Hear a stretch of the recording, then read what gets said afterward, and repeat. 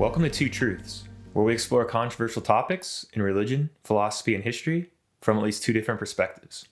I'm Dr. Darren Yamarino, and today we're going to be looking at part one of a two-part series on some mysteries within Islam.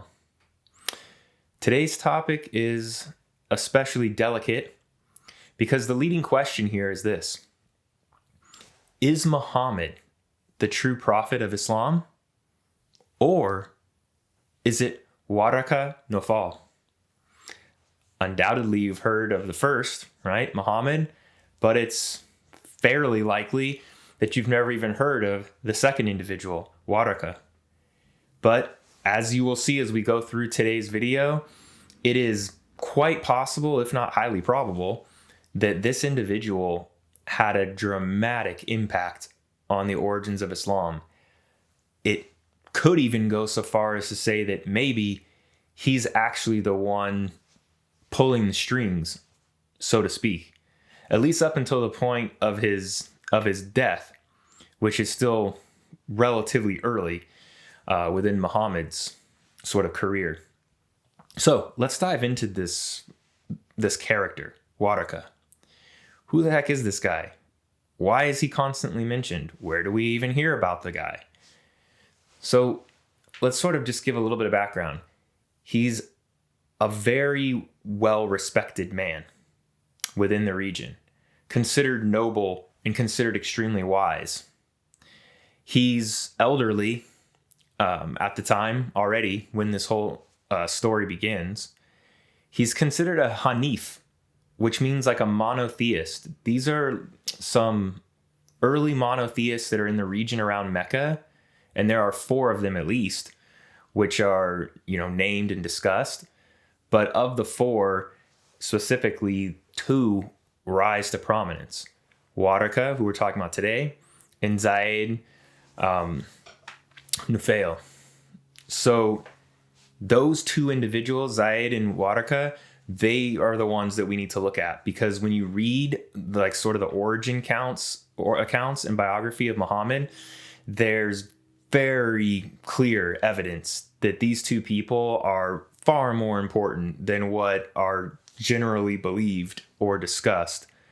So both of these guys are sort of these Hanifs, these early monotheists that are following the Din Ibrahim, this like religion of Abraham that they believe, goes all the way back. They're against polytheism and the paganism and stone idol worshiping that's going on at the Kaaba and all around Mecca.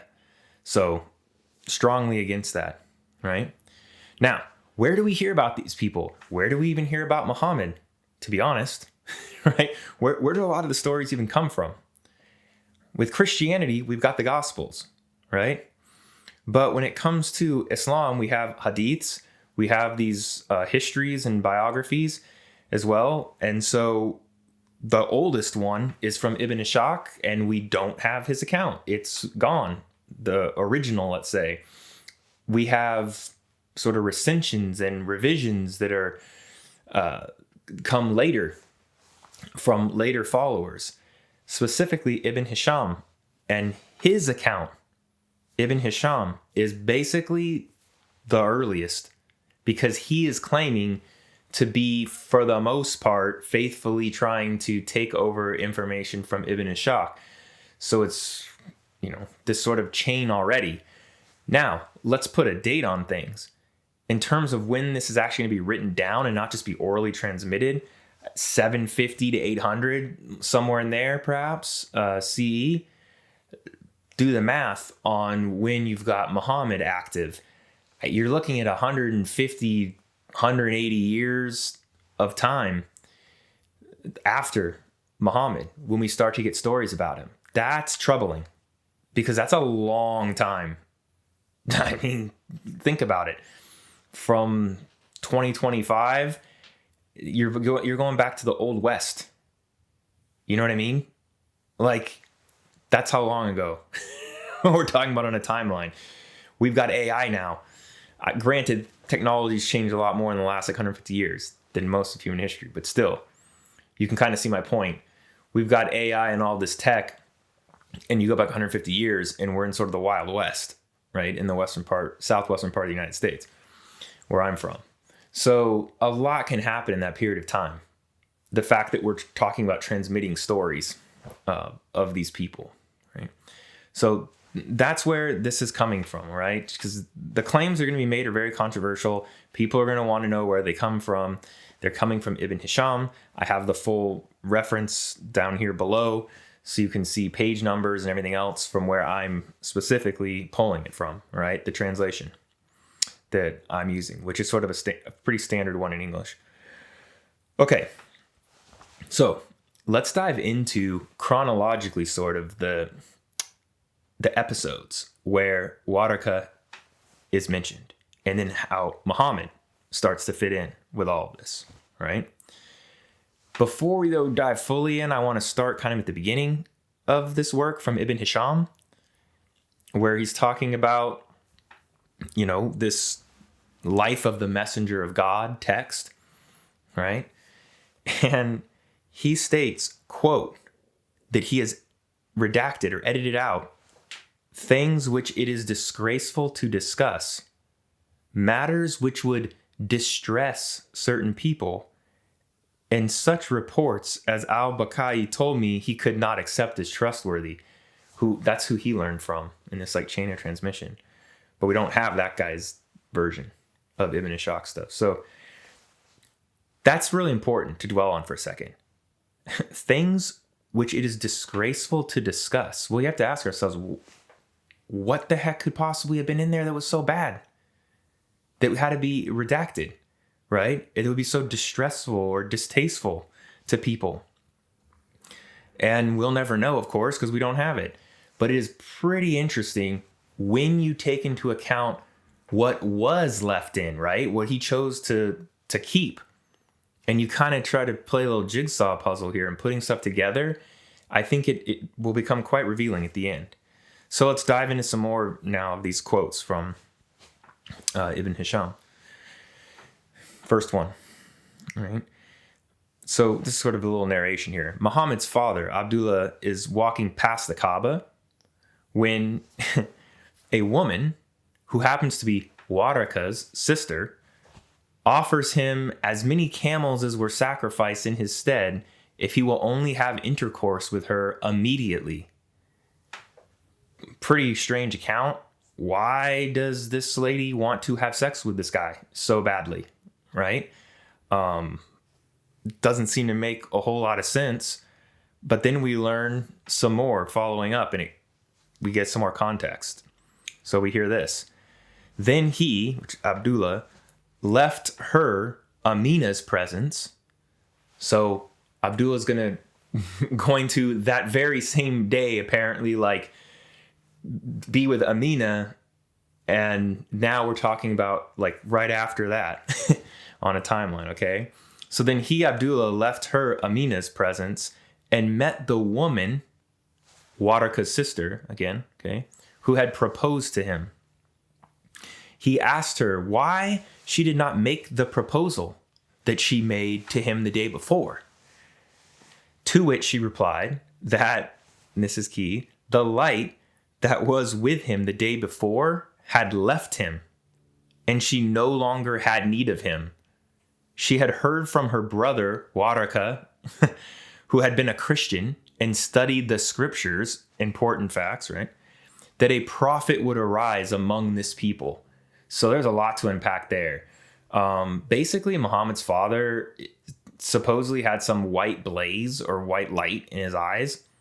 And after he has sex with Amina, then, effectively conceives Muhammad, is the idea here, that Waraqah's sister doesn't need him anymore. Because it was all about what was sort of in him has been, I guess, transferred out, right, to Muhammad, effectively. But bizarre that Waraqah's trying to see, almost seems to be suggesting that his sister have sex with this particular individual, and then bizarre that she now no longer wants to. It's also kind of bizarre that Muhammad's dad immediately goes back and seems to be trying to almost proposition Waraqah's sister again. So there's a lot of stuff going on there. Aside from that, which we'll never know what was really going on, we do get a very key piece of information about Waraqah, which is he is a Christian, along with 3 of the other, as we learn elsewhere, 3 of the other 4 Hanifs of these early monotheists were Christians. Now, part 2 of this video, the series, which I want you to hopefully watch, I think you'll find it interesting, sort of the second mystery we're going to discuss, is who are the true Christians of the Quran that are mentioned in Surah 262 and elsewhere, like fellow people of the book and whatnot. Is it really Orthodox or Catholic sort of Christians? I mean, short answer, just to give you a heads up on that. No, it is not. Definitely not. It's a very distinct form of Christianity that Waraqah, Zaid, or Muhammad, all these people seem to be aware of. Okay, but that's for the second video. So we'll stick with diving more into Waraqah here. Here are some more stories that come up. So as Muhammad is now born, we learn, we're sort of jumping here on the timeline. He's given over to foster parents, and these foster parents have like a stroke of good luck once they've got Muhammad in their life. But then there's some weird things that start to happen. So his foster parents believe that he's like having a stroke or seizures of some kind, which is pretty fascinating as well when it comes to like potential accounts of like seeing angels and religious visuals. So they're claiming he's having like seizures. And so they bring him back to Amina, who asks the foster mother if she thinks Muhammad has been possessed by a jinn, which is like a desert, demonic spirit, let's say, just to simplify. To which the foster mother replies, quote, "Yes." Well, that's pretty shocking, but it also shouldn't be too surprising for people that are Christians. Jesus has the exact same accusation leveled against him, right? That he's possessed by Baal-Zebul, effectively, right? The worst type of guy, are the god of Canaan, sort of our enemies type of thing. So there's sort of an interesting parallel there. Now, continuing on with the story here, the foster mother is speaking to Muhammad's grandfather, Abdul Muttalib, and says, "I brought Muhammad tonight, and when I was in the upper part of Mecca, he escaped me, and I don't know where he is." They assert that Waraqah and another man found him and brought him to Abdul Muttalib, saying, quote, "We have found this son of yours in the upper part of Mecca." Now, pretty weird, isn't it, that Muhammad escapes, runs away, and ends up in the part of Mecca, sort of the area that these monotheists are in, and also where he's going to be doing a lot of his later meditations and stuff, in the mountain and in the cave. So, interesting. All these key plot points before Muhammad's even born, Waraqah, right? After he's born, he sort of disappears somewhere, and who finds him or has him? Waraqah has him, right? So, all right, be that as it may. We learn some more as we go on. Again, we have this reference that he had studied the scriptures and was a scholar. So we've learned that he's a scholar. He has studied some type of Christian scriptures, apparently, right? And he himself is a Christian, Waraqah. Now, again, what type of gospel is he really reading? Well, that isn't exactly clear. We do learn that he supposedly has reads from the gospel in Hebrew, but maybe it's the gospel of the Hebrews, possibly, that he has. Important distinction to understand what that really even means. So we're learning a little bit more here about him.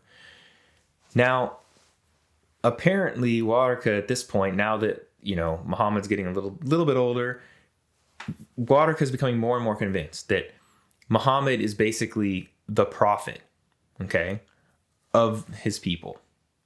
And he's, he knows that a prophet of people is to be expected. His time has now come, sort of thing. Right? We hear these lines. So, what happens next? Waraqah marries Muhammad and Khadijah.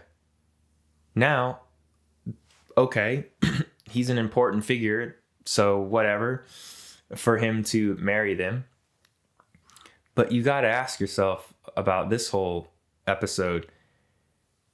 Why is Muhammad necessarily marrying Khadijah? She's already had an intriguing life. She's inherited a lot of money. She's dealt with a lot of loss of like parents, husbands, and things like this. She's older. And then Waraqah is much older, like 25 years older than even Khadijah. But what matters here is that Waraqah is Khadijah's cousin. So another fascinating twist where he's in the middle of things, sort of orchestrating that the two of them get together. Especially strange because the expectation, according to tradition here, is that Waraqah should have married Khadijah. Because he's like a cousin, and that's fairly normal practice in endogamous societies where you marry, cousins and relatives, as opposed to exogamy, which is what most places people practice now. So it wouldn't have been weird. He's also sometimes referred to as like her uncle, but that's just a reference to the fact that like he's older, most likely. I mean, he's like 25 years older. So whether he's a cousin or not, he kind of is like a mentor, is the idea, figure here. So now Muhammad and Khadijah are married, right? And there's interesting stories there because she's going to send him on various sort of caravan, routes and whatnot. And Muhammad is considered to be, of course, a very trustworthy and honest person, which is going to serve him well. But I want to read a somewhat extended quote to you here, where we're supposedly hearing the words of Waraqah himself here. Okay, it's a little bit long, but not too bad. I'll get through it and highlight the key points. I persevered and was persistent in remembering an anxiety which often evoked tears, and confirmatory evidence kept coming from Khadijah. Long have I had to wait, O Khadijah, in the vale of Mecca, in spite of my hope, that I might see the outcome of thy words. I could not bear that the words of the monk you told me of should prove false, that Muhammad should rule over us, overcoming those who would oppose him, and that a glorious light should appear in the land to preserve men from disorders. His enemies shall meet disaster, and his friends shall be victorious. Would that I might be there to see, for I should be the first of his supporters, joining in that which Quraysh hate, however loud they shout in that Mecca of theirs.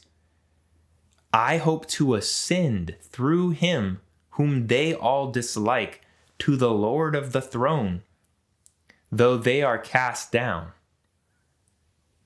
So it goes on from there, but I think we can stop. It's already long enough.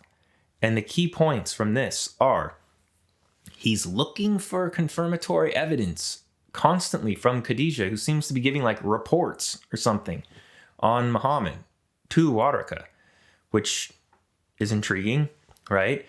And he flat out says that he should be like the first follower and supporter, right, to join Muhammad. Now, whether he does or what that means, because he dies right after this, sort of, supposedly. So, shortly after this. So, we don't really know. Well, he talks about like people that are their enemies and that are like loudly shouting in that Mecca of theirs. That's a reference to like pagan idol worship that's going on in the region. But then he says, I hope to ascend through him to the Lord of the throne. This sounds very much like Jewish mystical ascent literature that you would get in like 1st, 2nd, 3rd Enoch, Ascension of Isaiah. Merkaba mysticism is what it would be known as, which there are people practicing, right, at this time.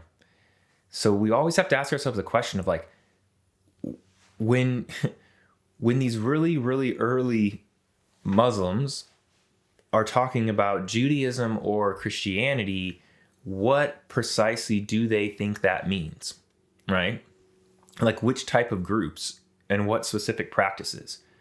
Because this whole idea of like ascent literature, let's not forget, Muhammad has his midnight ascent in Jerusalem, and I don't have the space or time to go into that whole account right here. Maybe in the future in some other video if people want it, but I suggest you take a look at that account, because if you look at it, it is very similar to a lot of this other Jewish mystical ascent literature of the time, to the point where it seems like there's probably some influence, right? Let's put it that way.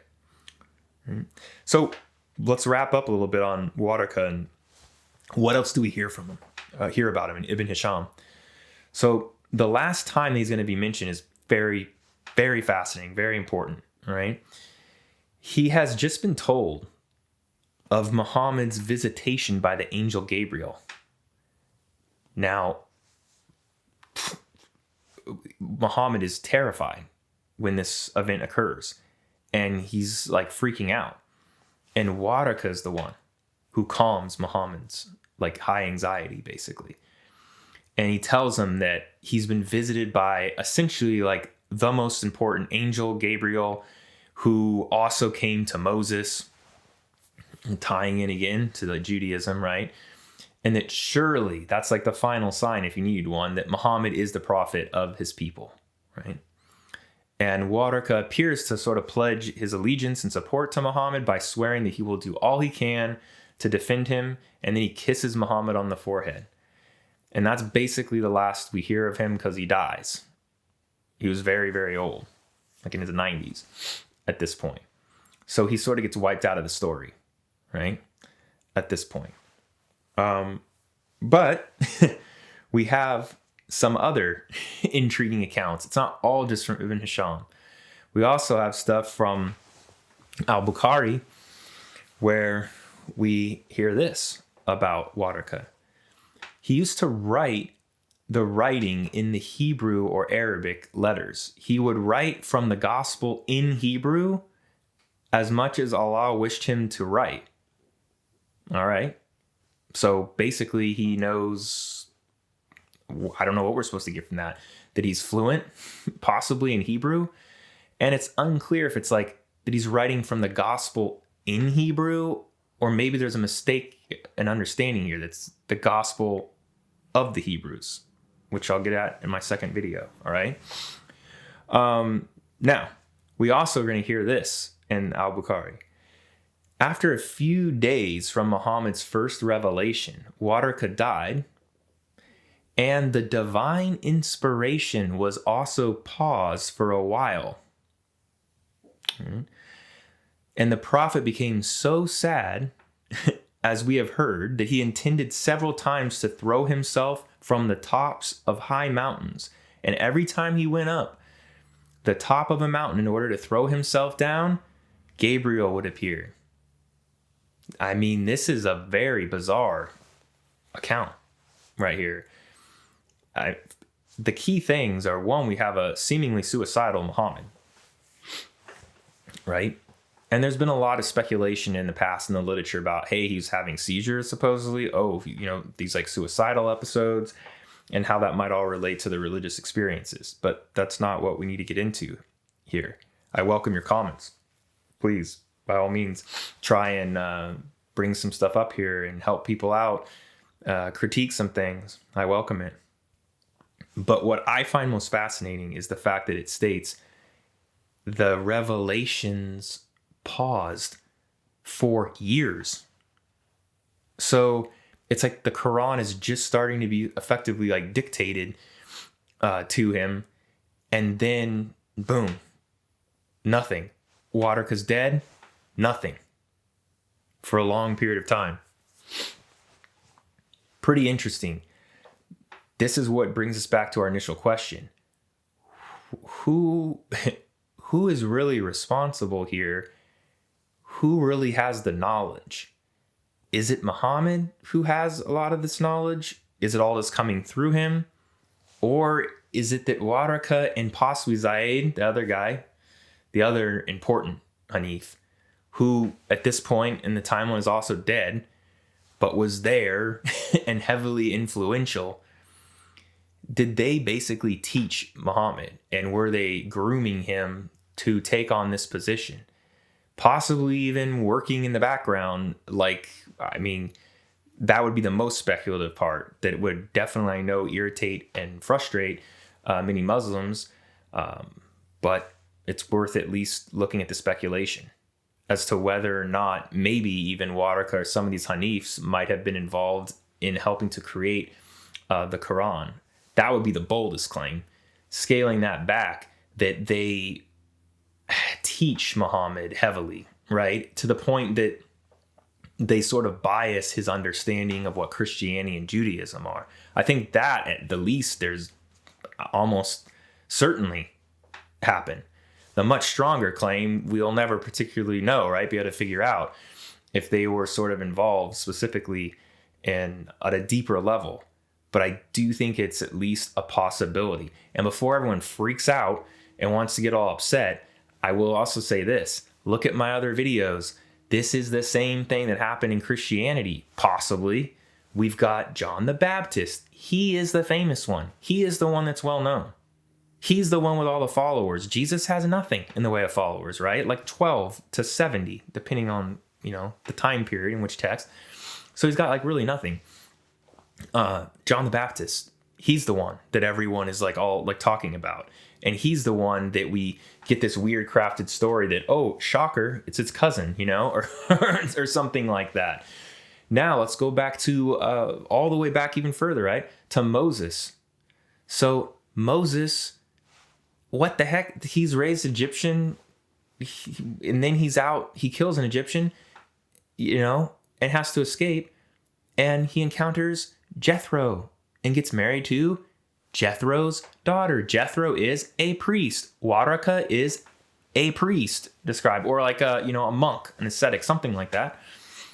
Very, very similar patterns you see to these stories and all these like religions of Abraham. It's pretty fascinating how the people that are the most famous and get the credit, Moses, Jesus, Muhammad, they deserve credit, obviously, for a lot of things, but you really have to ask yourself how much is really from them and how much was inherited or borrowed from others.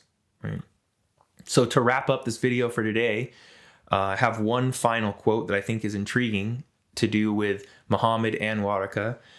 So this is coming from the Encyclopedia of Islam, where it states that the Prophet is said to have forbidden insulting the memory of Waraqah, and moreover, to have had a dream of him in heaven. One surmises a lively controversy about his status in the early period, which certainly there is. And definitely Waraqah is known as someone who was like an interpreter of dreams. But the fact that the Prophet is explicitly stating that like, you cannot insult the memory of Waraqah. That's how important of a mentor and influence he obviously was. But again, we have to also ask ourselves, why? Why would anyone be insulting him? Particularly, right? He was supposedly such of a wise and respected, noble person. So what is really going on? How much was redacted from Ibn Ishaq's earlier account that we only have this, heavily revised version, which I just gave you? All this stuff made it into the revised version. So what was left out? The Gospel of Mark, the earliest gospel. Shocking. Some of the things that are in there, they get redacted by Matthew, Luke, Or John might not even mention him at all, completely, not even have a revised version, just cut it out. So it's an interesting story, an interesting pattern. I'd love to know what you think. By all means, let's get as controversial as possible. And I don't censor any of the comments. So, feel free to let loose on this one. But since it is unclear what the story is, I use my usual sign off that perhaps we should stay gray.